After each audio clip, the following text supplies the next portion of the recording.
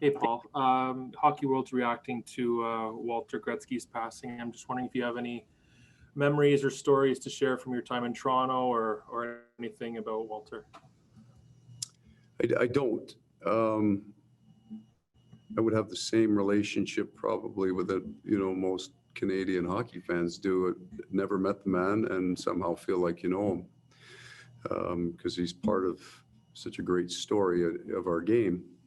Certainly saddened to hear the loss and the condolences to the Gretzky family on behalf of all the people with the Jets. It's a sad day. I think soon to be replaced by a lot of storytelling and a lot of great memories. We'll go next to Mike McIntyre from the Winnipeg Free Press. Go ahead, Mike. Thanks, Gregor. Thanks, Paul. Paul, I just want to ask you a little bit about Matthew Perreault. Obviously, well documented that he was put on waivers. Nobody claimed him. And the reasons for that, obviously, with the salary cap situation.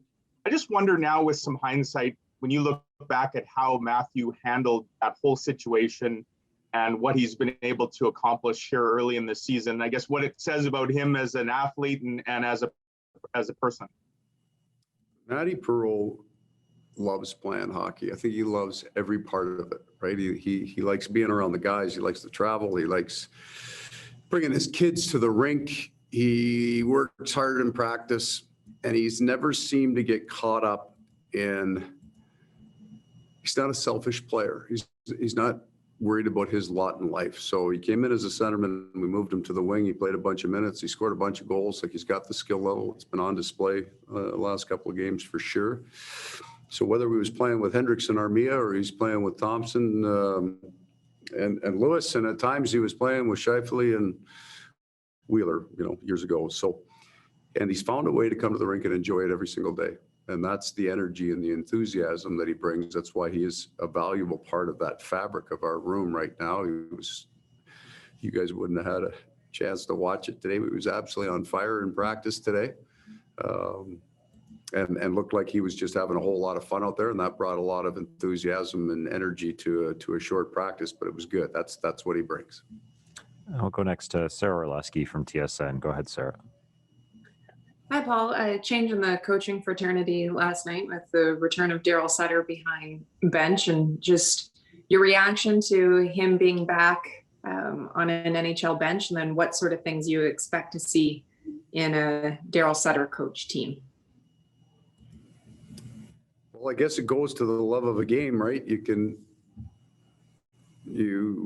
retire and step back and just love the game so much and love the profession so much that you get pulled back in hard and fast, right? Those are the two things that the LA Kings won Stanley Cups on. Simple, but not by any means that in a negative. I mean, that's a real strength of his teams. It's very direct,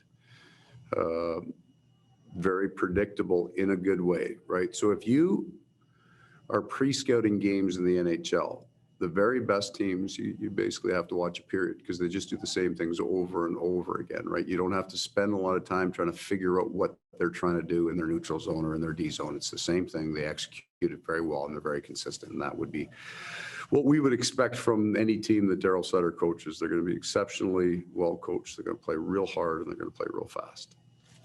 Go next to Greg Wyshynski from ESPN. Go ahead, Greg. Hey, thanks. Hey, Paul. Next Friday is the 1-year anniversary of the pause for the NHL.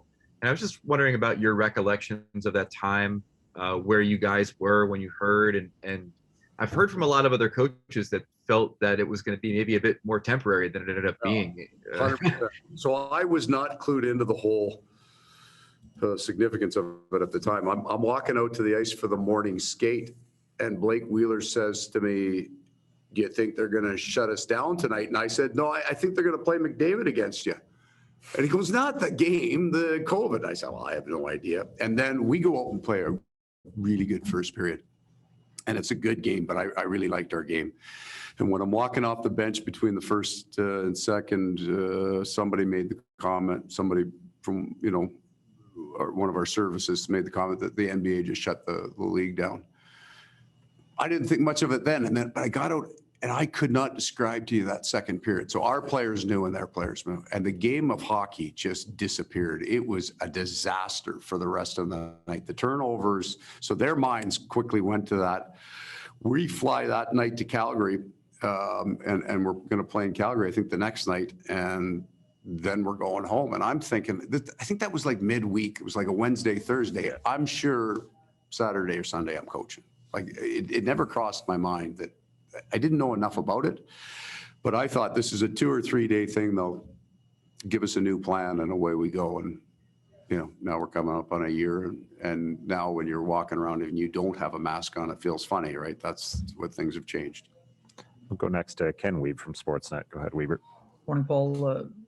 What does it mean to have someone like Derek Forsberg who has the willingness to be a shot blocker? And I mean, how do you value, or what's the value of that skill, if you will? The courage it takes is always valued in a room. You know, you're jumping up and down when a guy scores a goal, but if you listen to NHL benches, every time somebody blocks a shot, right, everybody's banging their stick on the board. It's a big deal. So he's elite at it, especially specifically on the penalty kill, taking away that lane to the net and willing to give that up. And because everybody on that room's been hit with one of those pucks, they know the courage that takes. So that's again, you know, we talked about Matty Perreault, you know, his personality being a big part of the fabric. What Derek Forsberg has brought to our team is a really skilled shot blocker. And I think you're starting to see that kind of wears off on everybody. We had Bo, you know, Bo last year broke 3 bones shot blocking. It's not a fun job. Derek's doing it on a nightly basis, and it garners the appropriate amount of respect in the room from the players. We'll go next to Kelly Moore from CJOB. Go ahead, Kelly. Hey, Paul, I just want to go back to the return of Darrell Sutter for a second. You have spoken eloquently multiple times about the pressure in the NHL North or all Canadian division. And the fact that the only 2 coaches who have been fired so far are from this division, does that just ratchet up the heat even more so? Yeah, when I said at the start of the year, I thought it was somewhere between 2 and 5.